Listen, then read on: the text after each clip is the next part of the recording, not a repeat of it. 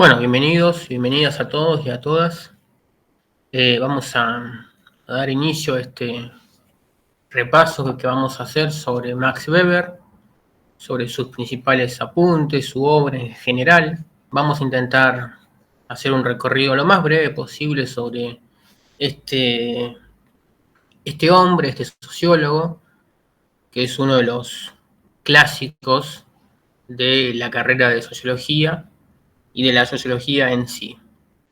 Vamos a comenzar directamente sobre la concepción que hace Weber sobre la sociología, sobre la ciencia en sí, eh, sus objetivos y cómo vincularnos con estos objetivos que estamos estudiando.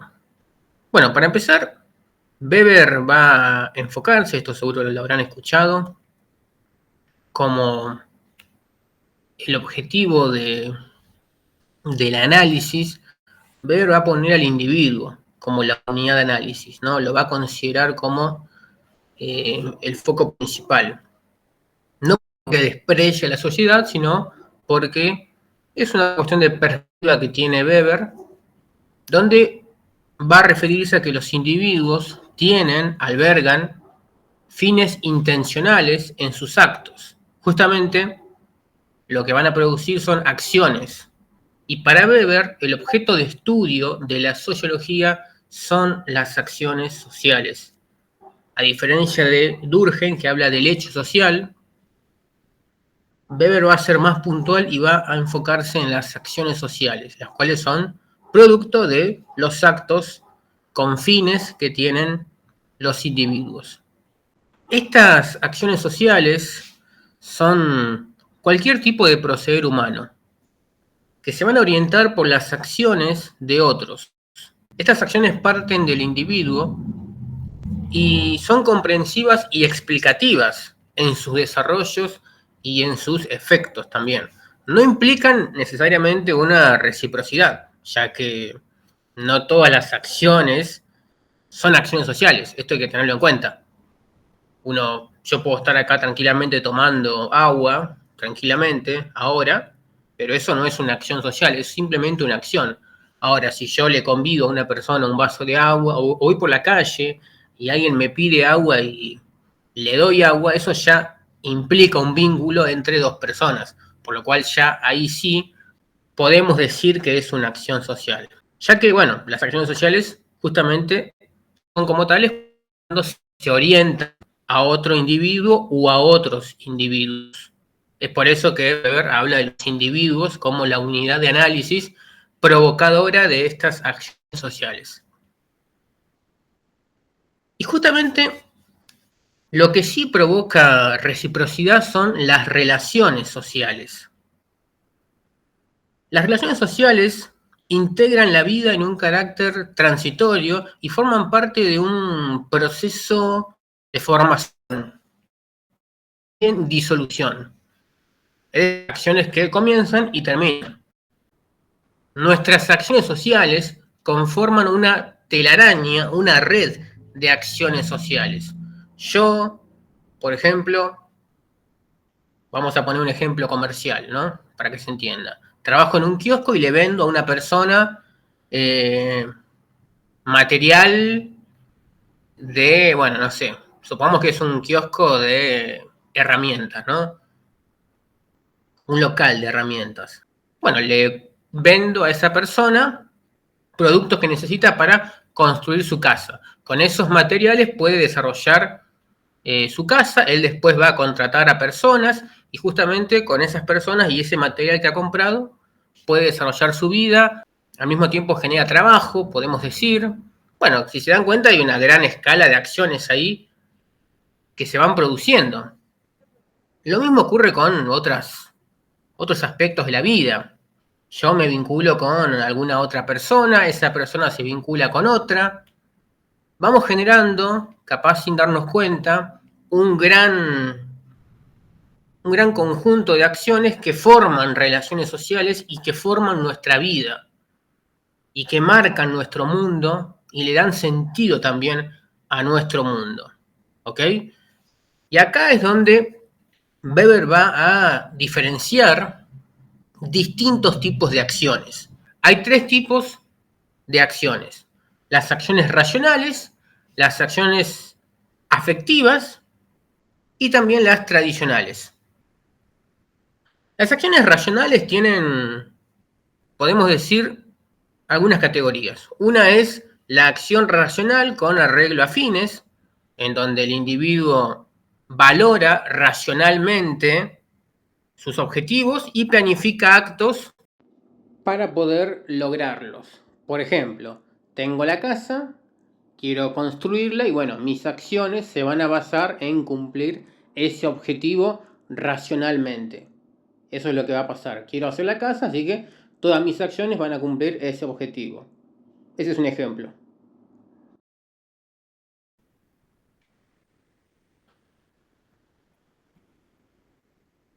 Después también tenemos el racional, la acción racional con arreglo a valores, en donde ahí aparecen el ideal por encima de todo y también hay una acción racional, que sería básicamente hacer las cosas porque creo que es correcto y porque está en mis valores hacerlo.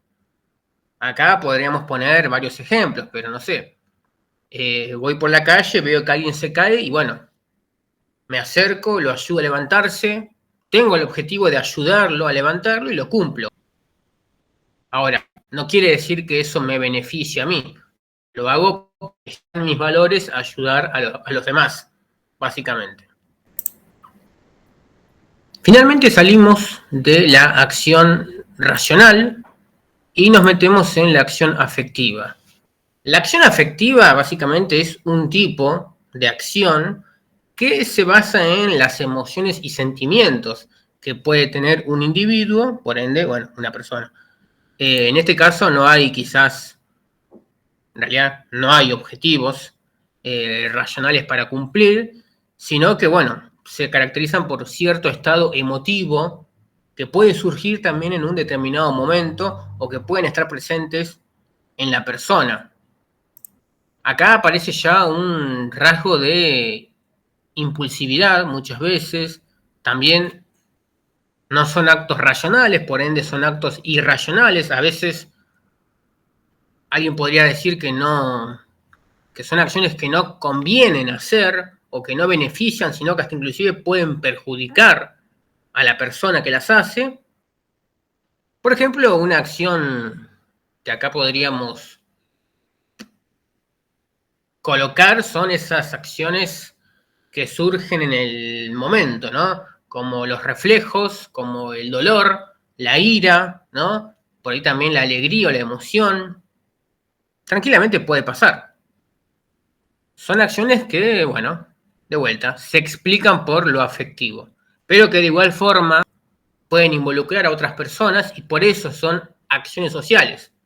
Porque todo lo que es amor, odio, el dolor, bueno, como ya sabemos, pueden tener relaciones con otras personas y por ende forman parte de este mapa de acciones del cual hemos hablado hasta ahora. Finalmente vamos a ir al último tipo de acción social, que es el más breve, que es el tipo de acción tradicional, donde simplemente hay una costumbre, hay un hábito y básicamente se hacen las cosas porque, de vuelta, está en nuestra costumbre, está en nuestra cultura realizar las cosas de ese modo. Acá ejemplos sobran tranquilamente que uno puede encontrar en la cultura. Acá un poco también recuerda un poco al hecho social, por ahí de Durgen se puede tender un puente, ¿no? ¿Por qué las personas estacionan en doble fila, ¿no? Que es algo bastante cultural en la Argentina, ¿no? Y la realidad es que se hace porque todo el mundo lo hace en realidad, entonces se va haciendo costumbre, y como no hay consecuencias, se repite constantemente y queda grabado en las costumbres. Acá podemos también hacer un puente, insisto, con Durgen, pero bueno, acá, digamos, las acciones tradicionales son, de vuelta, hábitos, podemos poner festividades también, brindar en fin de año, no sé. Yendo al concepto de sociología, para Weber, La sociología es una ciencia que pretende entender e interpretar la acción social, para de esa manera explicarla en sus desarrollos y efectos. Tiene que aprender cómo son las acciones sociales en su conjunto para poder hacerle una ciencia comprensiva. Y para él acá, esta rama de comprensión de las acciones tiende un puente o está relacionado con la historia. También aparece el factor cultural. Siempre como que estamos repitiendo bastante esto de cultura, historia. De vuelta, Weber va a básicamente dar una cátedra sobre cómo se hacen las investigaciones. De hecho, hasta el día de hoy, si uno lee Weber, se va a dar cuenta de que medio como que son los conceptos que uno se imagina de la sociología. Bueno, justamente Weber plantea varias de esas cosas. Y para poder estudiar las acciones sociales, entenderlas, con su interpretación histórica cultural, se necesitan formular principios generales, conceptos genéricos o de tipo genéricos. Y acá es donde Weber va a plantear, que encima esto llega a toda su teoría, a todo lo que él piensa, a todo lo que él va a defender, el concepto de tipo ideal. Los tipos ideales se construyen mediante la abstracción y una combinación indefinida de elementos. No son cosas que se pueden encontrar realmente de forma física en el mundo real. Son conceptos racionales y son simplemente un medio para comprender la realidad. Nada más. Facilitan, y de hecho facilitan bastante, como un aporte personal, el análisis de cuestiones empíricas, de lo que uno puede observar y posteriormente analizar. Y como ya dije, bueno, se crean justamente para poder absorber esos conocimientos que tenemos del mundo, de la empiria, de lo que observamos, y poder explicarlos, entenderlos y también generar hipótesis con respecto a eso. En cuanto a cómo comprender también las acciones, bueno, hay tipos comprensión más racional y también irracional. Y también se tienen que saber la causa de estas acciones. En cuanto a lo racional, bueno, es mediante la comprensión directa, saber qué se está haciendo. Y en cuanto a la irracional, tiene que ver con los afectos que tiene esa explicación, saber por qué se está haciendo una acción. Yo, por ejemplo, puedo ver a una persona, a dos personas en realidad, en un comedor, sentados, y veo que uno de ellos accidentalmente tira un vaso. Tira un vaso, se cae al piso y se rompe. Y la otra persona se enoja y reacciona. Bueno, ahí yo puedo ver lo que pasó. Racionalmente lo puedo explicar, lo vi. Se cayó un vaso y la otra persona se enojó. Hasta puedo decir que es afectiva la acción. Pero, si empiezo a investigar, puedo quizás darme cuenta que atrás de esa acción hay mucho más.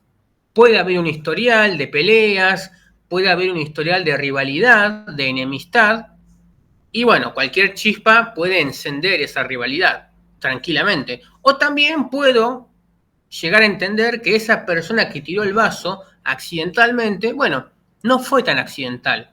Capaz lo hizo a propósito. Justamente por esa rivalidad o enemistad que pudimos entender y conocer. Espero que hasta ahora se vaya entendiendo. Esta sería como la base principal de lo que es Weber. Hay más, por supuesto. Y de hecho vamos a continuar con lo que tengo acá, que es justamente uno de los aspectos que Weber observa en la sociedad, que es el tema de las clases. Dentro de todo ese abanico que vimos de acciones sociales y relaciones, hay también una situación de base. Y justamente para Weber, las clases son un agregado de individuos, otra vez el individuo, de vuelta, esto métanselo en la cabeza porque el individuo es la base, o aparece siempre como el gran punto de partida. Las clases son un agregado de individuos que comparten la misma situación en el mercado. En el mercado. Distingue 4 tipos de clases, que son la alta clase dominante, que básicamente son los grandes propietarios o los empresarios que tienen un acceso privilegiado a oportunidades educativas. Por ejemplo, básicamente son los más ricos, sin duda, esa élite. También aparecen los trabajadores de cuello blanco. Justamente ya el término cuello blanco nos dice bastante, ¿no? Que son profesionales, burócratas, intelectuales. Aparece ya una formación atrás de ellos, que los distingue de, por ejemplo, otros sectores. Acá no es que Weber quiera decir que hay una clase media, así como hay una alta clase dominante, pero sí es verdad que Weber da un pie a que, bueno, entre la alta clase y la baja clase hay algo en el medio que se va moviendo. Aún así, Weber jamás habla de clase media. La tercera categoría es la pequeña burguesía, donde acá aparecen los pequeños propietarios, los comerciantes, ¿no?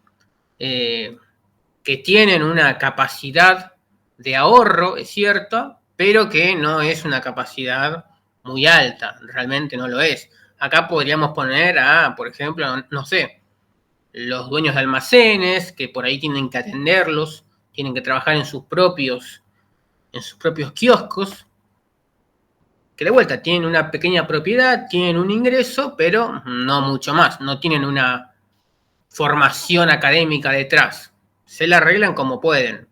Y por último, los obreros manuales, donde acá aparecen los trabajadores con distintos tipos de calificación y de ingreso variados. Para repetir, está la alta clase dominante, los trabajadores de cuello blanco, la pequeña burguesía y los obreros manuales. Estas son las 4 clases o los 4 tipos de clases que Weber distingue. Sin embargo, además de clases, Weber va a distinguir también estamentos y partidos en la sociedad, ya en un mundo que, recordemos, empieza a dejar atrás la monarquía y por ende aparecen los partidos. En los estados modernos, va a decir Weber, surgen grupos que están involucrados con el ejercicio, la influencia y la toma de decisiones en favor de sus miembros. Y por supuesto con intereses atrás, ¿no? Weber va justamente a integrar dentro de este grupo a los grupos, no sé, valga la redundancia con la palabra grupo, pero va a meter sociedades profesionales que están detrás de los partidos, que tienen intereses, que financian estos partidos y que, bueno, defienden justamente, de vuelta, los partidos defienden a sus miembros. Y por supuesto que mientras más poderosos sean los miembros, bueno, más los van a, más ellos miembros. En una sociedad, las mismas personas suelen tener un grado similar de poder económico, de prestigio social y de poder político. Ya posesión de uno solo de esos factores ayuda a obtener y a conservar otros. Una democracia que empieza a formarse, que ya empieza a verse esa gran democracia de masas, que va a ir creciendo cada vez más y más, pero que, bueno, Weber no va a alcanzar a ver completada, ¿no? Otra cosa que Weber distingue en la sociedad son los estamentos. Además de las clases y los partidos, están los estamentos, básicamente un conjunto de personas que comparten un cierto estatus. Y por ello, bueno, reciben una evaluación similar. Aquellos que pertenecen a un mismo estamento tienen un modo de vida muy similar, se identifican entre sí y poseen un sentimiento de pertenencia. Después hay otra cosa importante para recalcar y es que Generalmente los individuos que conforman los estamentos suelen compartir también la misma situación de clase, obviamente.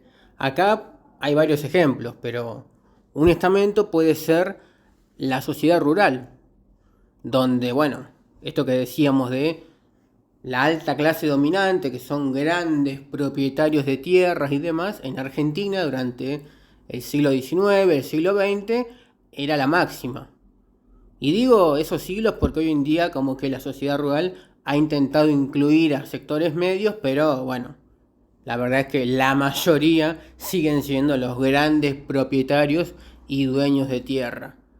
También un ejemplo para los trabajadores de cuello blanco puede ser alguna sociedad de lectura, también un estamento donde, bueno, se requiere un cierto nivel intelectual y ahí podríamos poner a los trabajadores de cuello blanco, tranquilamente. Eh, Alguna cooperativa de comercio para la pequeña burguesía. Esto que decíamos de por ahí, estos propietarios que tienen, estos pequeños burgueses que tienen en realidad almacenes o kioscos, pero tienen que trabajar en ellos, no pueden darse el lujo tampoco de contratar a mucho personal. Y bueno, se reúnen para acordar, no sé, algunos precios en un determinado barrio. Ahí tenemos otro ejemplo y bueno, hay varios grupos. Generalmente, bueno, los sindicatos serían el estamento más representativo para los obreros manuales, sin duda. Y por supuesto los partidos políticos van a representar a estos sectores según el tipo de partido. Hay partidos que responderán más a sectores altos y otros a sectores más medios o bajos. Y ya que estamos hablando de política, partidos y demás, tenemos que dejar una cosa en claro y pasamos al siguiente tema con esto. Y es que la sociedad tiene un factor muy importante que no se tiene que dejar de lado, que es el poder. El poder es, para Weber, una de las cosas más importantes. El poder y la dominación. Ya vamos a hablar de eso. Una persona va a tener poder o se va a dar la condición de poder si, por ejemplo, dos sujetos o algunos sujetos que interactúan tienen sus intereses, pero sin embargo, entre sus fines existe un contraste, es decir, hay diferencias de objetivos. Sin embargo, uno de esos individuos o uno de esos sujetos tiene probabilidad de realizar sus propios fines, a pesar de que el otro se oponga. A pesar de que uno no esté de acuerdo con que cierta persona haga tal cosa, bueno, esta persona lo va a hacer igual, porque tiene el poder. Y justamente, cuando aparece el poder, aparece la dominación. La dominación justamente va a verse reflejada en esa capacidad que tiene un individuo de doblegar a otro. Aquel que puede imponer sus decisiones, su voluntad, va a ejercer una dominación. Esa capacidad de control da pie a una dominación. ¿Qué es lo que lleva a una persona X a obedecer? Weber va a distinguir ciertas categorías.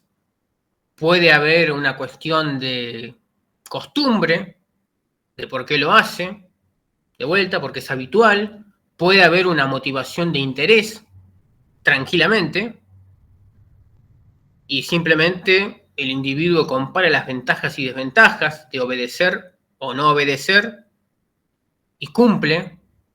Si obedece, por ejemplo, capaz puede conservar su vida, pero si no, bueno, la muerte le va a aparecer. Esto medio como que recuerda un poco también a Hegel y esa dialéctica del amo y el esclavo entre la vida y la libertad. Y otra posibilidad es cuando la obediencia de ese individuo se sostiene bajo un sentido de obligación moral y de deber. Y acá justamente cuando aparece esta concesión de que el individuo acepta la dominación, acepta que el otro tiene más poder, es donde aparece la legitimidad. Y lo que va a decir Weber es que hay 3 tipos de legitimidad. La primera es la legitimidad tradicional. La legitimidad tradicional tiene que ver con una moral superior, una creencia en la santidad de las costumbres y la concepción del pasado como fuente de toda sabiduría.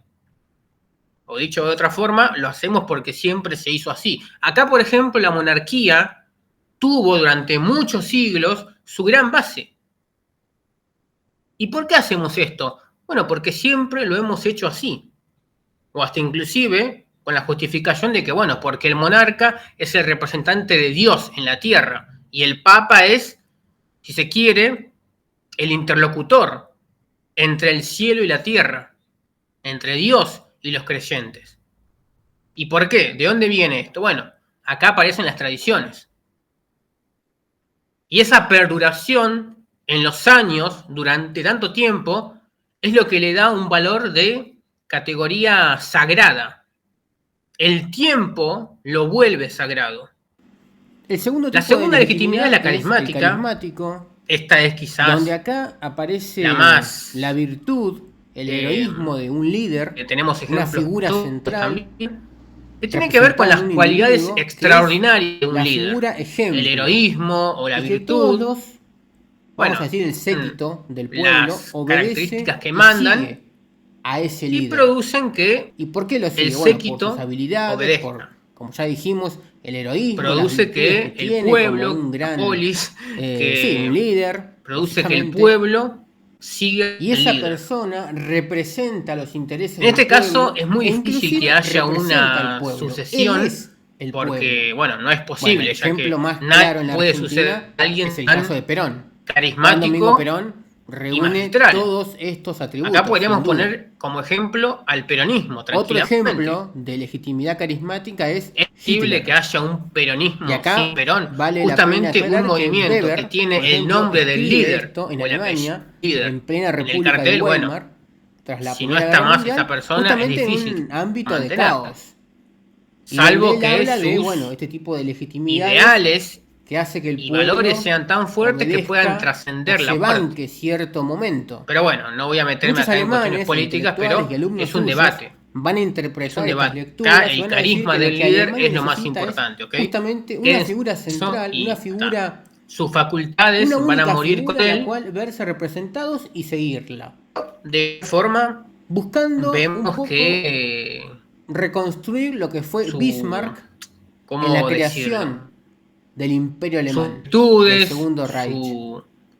la admiración que provoca es tan fuerte que lleva a que los individuos se va a poner confíen en él y sigan al líder. carismático. Acá Perón Como es un también ejemplo. Mussolini lo es en Otro Italia, ejemplo también recordando a polémico, Julio pero César. que de hecho para Weber De va a ser vuelta, muy importante, no porque son él lo haya visto, legitimidades que se pero basan sí en una porque va a ser persona la y base que de tienen un muchas de estas gran cosas, problema, que es va a que ser Hitler. es muy difícil Muchos que una persona alemanes pueda van a leer a heredar Weber esa en esa legitimidad. República de Weimar y van a Por decir ejemplo, que Chávez justamente y la Maduro. legitimidad Una vez que carismática, muere el Chávez, heroísmo, ya la virtud, ese espíritu fueron atributos que como hicieron que Alemania no fuera queda. grande, Es basándose, como por que ejemplo, en Bismarck. la nueva cabeza tiene que agarrarse Uno sí de o sí esos de los restos del creyentes pasado ser para Hitler, poder mantenerse, pero por sí mismo es incapaz. posteriormente, De ¿no? ponerse a él en esa Obviamente. figura de líder. Y muchos El alumnos de peronismo Weber, también de le hecho, ha van a pasado, ha tenido coincidir muchos problemas en con esto. nazismo porque Y van es a que un identificar movimiento que en tiene Hitler el muchas de nombre de estas su cosas líder en el que cartel, nombra Weber. que su No porque nombre, el sean nombre de la nazis o persona es el fascistas, nombre del pero movimiento, sí bueno, porque ya tiene se puede problemas. identificar este tipo de Llámese dominación peronismo, o de chavismo, legitimidad del pueblo. Y de hecho, kirchnerismo el pueblo o como alemán ustedes se quieran. veía muy representado en Pero es su muy líder. difícil. ¿Se puede O mantener? también en Sí, pero Mussolini, es muy por ejemplo, difícil en ya. Italia. Vas a tener que recurrir a Pero otro bueno, estos tipo de movimientos legitimidad. paternalistas Bueno, suelen esta recurrir sería la mucho legitimidad a la carismática. legitimidad carismática. Finalmente pasamos a la legitimidad legal racional. Esta es la legitimidad de los estados modernos, sobre todo en donde hacemos caso a los procedimientos y a las leyes. hay alguien, un civil, que ocupa un rol que es diferente al resto de ciudadanos, pero que de igual forma sigue teniendo los mismos derechos que el resto. Por ejemplo, los jueces. Hay un juez, entre un juez y yo no hay diferencias en cuanto a derechos. Bueno, en teoría, ¿no? Pero sí es verdad que un juez tiene atributos, tiene un poder diferente al mío, pero es un poder sostenido en la ley. Y es una persona que fue designada para ese cargo. Ahora, tanto el juez como yo poseemos los mismos derechos civiles y los dos somos ciudadanos. Es decir, que somos iguales ante la ley. Las leyes son racionales y la modificación de una ley implica la aparición de otra. Que se suplante una ley por otra, sí o sí. Y bueno, esta legitimidad es legal por esta parte de los estados modernos, de que obedecemos simplemente porque lo dice una ley que todos aceptamos conformar, ya que el Estado somos todos. Y la parte racional podemos vincularla con esto de, bueno, de vuelta, la conveniencia, la cohesión, la coerción en realidad, ¿no? Ya que la desobediencia o el incumplimiento de la ley puede caer, y de hecho cae en castigos, ¿no? Salvo que seas extranjero en el caso de Argentina, ¿no? Ahí no pasa nada. Todo esto de la legitimidad y demás, y esta parte legal racional, nos lleva a que tengamos que hablar sí o sí de el Estado. El Estado moderno que Weber observa es una asociación de dominio de tipo institucional, donde el verdadero dominio y control se encuentra en manos de la burocracia, tanto militar como civil. Son los recursos que tiene el Estado para sostenerse. Desde el punto de vista de la sociología, es una empresa con el mismo título que una fábrica. La palabra empresa no debe confundirse con el término actual. Hoy en día una empresa sería una organización con fines de lucro, que busca generar ganancias. Sin embargo, también antes el término empresa representaba al Estado como una sociedad donde, bueno, aparecen individuos, trabajadores, por eso no debe confundirse, pero entendamos esto, ¿no? Esta empresa, ¿viste? Es como un término que se usa para varias cosas, más allá de que en los últimos años se le dio un carácter puramente comercial. ¿Y por qué decimos que es igual que una fábrica? Bueno, porque tanto el Estado como la fábrica como la familia tiene una jerarquía, tiene un trabajo que se tiene que hacer para mantener ese sistema. De vuelta, es necesario que haya una organización, que en el caso del Estado va a ser la burocracia quien se va a encargar de cumplir con esa organización y con las tareas correspondientes. El Estado es aquella comunidad humana en el interior de un determinado territorio, por ejemplo Argentina. Desde una consideración sociológica, no se puede definir por el contenido de lo que hace, sino que es una relación de dominio de hombres sobre hombres, apoyados ¿en qué? En la coacción legítima, lo que ya dijimos de los tipos de legitimidad. En el caso moderno que vemos actualmente sería la legitimidad legal racional. Después, las funciones del Estado son varias, ¿ok? Son varias, defensa, seguridad interna, educación, bueno, ahí ya entramos en un debate más siglo XXI capaz, o mitad del siglo XX en adelante, el cual Weber no llegó a vivir.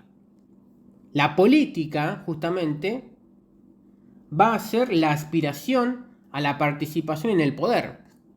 Quien hace política aspira al poder. Aspira a tener justamente ese poder de hacer cosas y servir a otras personas y tener otros fines también en sus acciones, obviamente. Como ya dijimos, bueno, cualquier empresa, cualquier organismo necesita sí o sí una administración constante. Y en el caso del Estado, que es una empresa de dominación, bueno, necesita la actitud de obediencia por el medio que sea necesario. y la disposición de cualquier elemento para el empleo físico de la coacción. Se hace lo que el Estado dice, punto, que es lo que dice la ley. Si se rompe la ley, tiene que haber un castigo sí o sí. Solamente así se puede mantener la coacción y la existencia del Estado se puede garantizar.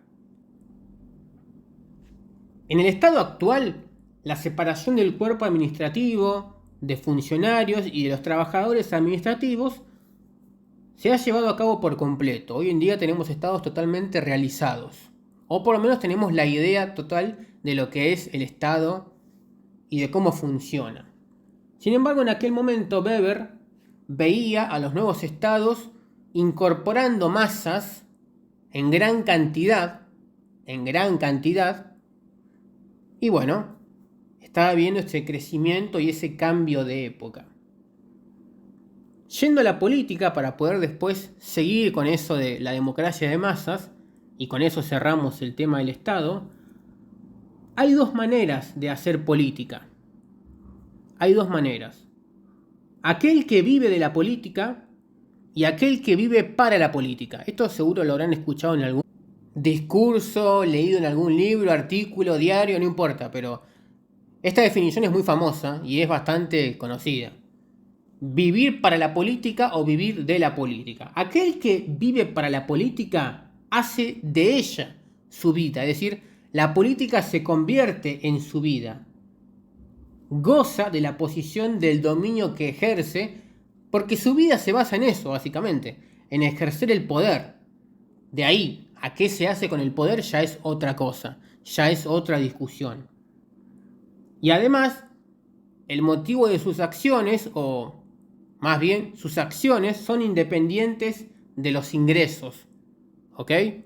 Esto en la teoría, pero bueno, veremos que en realidad esta parte con los ingresos suele ser un poco no tan idealista.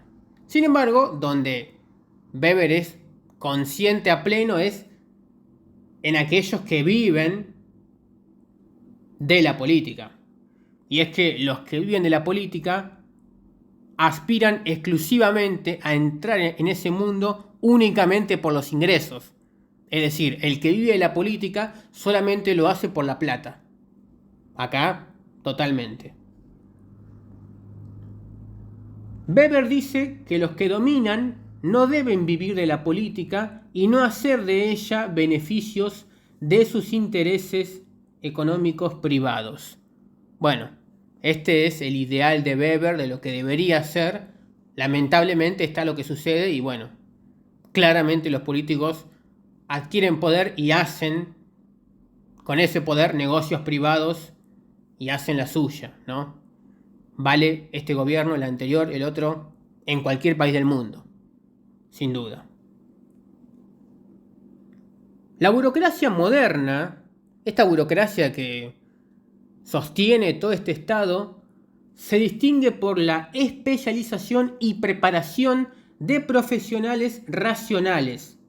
Weber distingue que en la burocracia antigua, por ejemplo, las tareas del Estado eran simples y modestas en comparación con las modernas. El funcionario antiguo era más empírico, era más de, observar lo que pasa y reaccionar en cierto modo, ¿no?